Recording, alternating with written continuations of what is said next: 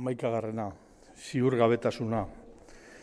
Ezbaik ere proiektu berri batzuei heldu zien.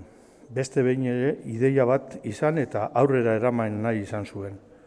Ziurgabetasunari denbora laburrean hainbeste datutako gaitzari aurre egiteko konsulta bat ireki zuen. Desilusioko biztanleei zuzenduta zegoen eta baita orainaz gozatu barik etorkizunaz kezkatzen zirenei ere. Egun osoa larri zebiltzenei, zer izango da nire buruaz, alabaz, semeaz, senarraz, emazteaz, etxeaz, txakurraz, besoaz, hankaz, aurrezkiez, bizitzaz, etengabe arduretzen zirenei. Ziurgabetasuna zerbait likatza baita, arimaren jantzia garbitu behar den orban bat bezalakoa, eta dendetan ez zuten horretarako garbikaririk saltzen.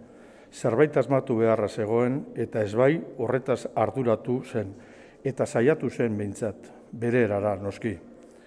Txikitatik ezoiko ahalmenak izan zituen gauzak hautamateko, besteek ikusi ohiez zutena ikusteko, gehiengoari arrotzak egiten zitzaizkion sentsazioak izateko.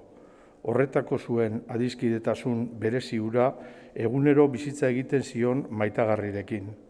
Baina bizitzaren une hartara heldute, erabaki zuen agian jendeari desilusio herritik irteten lagun ziezaiokeela edo gutxienez bertan ahalik eta denbora gutxien egotea. Kristalezko bola bat atera zuen armairu bateko txokorik galduenetik. Tarot karta batzuk erosi eta etxeko bazter guztiak arakatu zituen harik eta pendulo txiki bat aurkitu zuen arte.